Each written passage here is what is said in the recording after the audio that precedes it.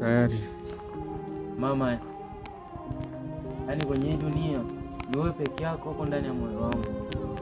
Yaani mama, umenishika ufahamu wangu, umeshika akili yangu. Nakupenda mama yangu, kwenye dunia hamna kama wewe.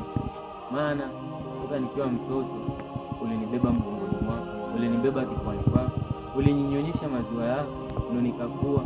Ulinifundisha mengi, na katika kitu ambacho sitaka nikisahau, ulinifundisha niishi na watu vizuri, na mpaka sasa naishi na watu vizuri, napendeza, naishi.